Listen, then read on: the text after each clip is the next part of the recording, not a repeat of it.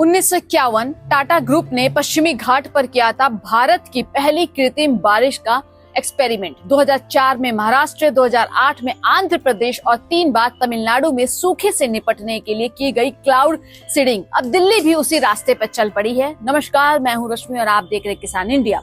दिल्ली में पानी की किल्लत और प्रदूषण से लड़ने के लिए अब कृत्रिम बारिश करवाई जा रही है, लेकिन सवाल ये है कि क्या इस तकनीक से किसानों को भी कोई राहत मिलेगी और क्या इससे खेती को फायदा हो सकता है। आइए समझते हैं इस रिपोर्ट में। क्या है आर्टिफिशियल बारिश? आर्टिफिशियल बारिश यानी क्लाउड सीडिंग एक वैज्ञानिक तकनीक है।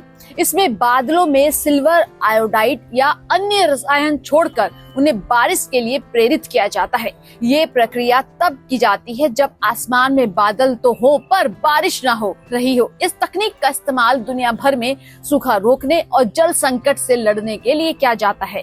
भारत में कहां हुई ये कृत्रिम बारिश, समझिए। भारत में पहली बार 1951 में टाटा फर्म ने पश्चिमी घाट पर जमीन आधारित सिल्वर आयोडाइड जनरेटर से कोशिश की थी। 2003, 2004 और 2019 में कर्नाटक, 2004 में महाराष्ट्र, 2008 में आंध्र प्रदेश, 3 बार तमिलनाडु में सभी जगहों पर इसका मकसद था सूखे से राहत देना और खेती बचाना।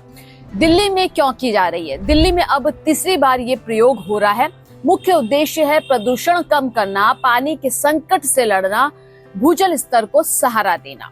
पिछली बार 2023-24 में इसके अच्छे संकेत मिले थे। कुछ इलाकों में हल्की बारिश और प्रदूषण में कमी आई थी। क्या किसानों को होगा इस तरह की बारिश से फायदा? दिल्ली की खेती सीमित हो चुकी है, लेकिन एनसीआर, हरियाणा, यूपी जैसे आसपास के इलाकों के किसानों को इससे उम्मीद हो सकती है। बेमौसम सूखे से राहत, समय पर बुआई में मदद, जल स्तर में सुधार, सिंचाई की लागत कम। अगर ये तकनीक बड़े स्तर पर अपनाई जाए तो किसानों के लिए गेम चेंजर बन सकती है।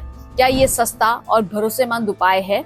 क्लाउड सीडिंग एक महंगा प्रोसेस है। विशेष विमान, रसायन वैज्ञानिक टीम और मौसम की सही परिस्थिति जरूरी होती है। हर बार सफल हो इसकी गारंटी नहीं, इसलिए ये आपातकालीन उपाय है, कोई स्थायी समाधान नहीं। क्या इसे खेती में नियमित रूप से लाया जा सकता है? केंद्र और राज्य सरकारें मिलकर इस तकनीक को कृषि में ला सकती है। बुंदेलखंड, मराठवाड़ा, विदर्भ जैसे इलाकों में इसका बड़ा असर हो सकता है। इसके लिए लॉन्ग टर्म प्लानिंग, बजट और स्थानीय मौसम केंद्रों की मदद जरूरी होगी।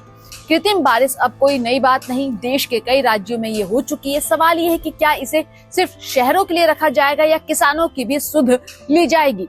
आने वाले वक्त में ये तकनीक खेती को नई दिशा दे सकती है। बस जरूरत है राजनीतिक और वैज्ञानिक इरादों की। अगर आप चाहते हैं कि ये तकनीक किसानों तक पहुंचे तो वीडियो को लाइक और शेयर करें। अपनी राय हमें कमेंट में जरूर बताएं। नमस्कार। सर का पसीना जब माथे को आता है वो किसान है जो अपने दम पर फसल को उगाता है। आन है, बान है, शान है, किसान है। किसान इंडिया, चलेगा हल, बढ़ेगा बल।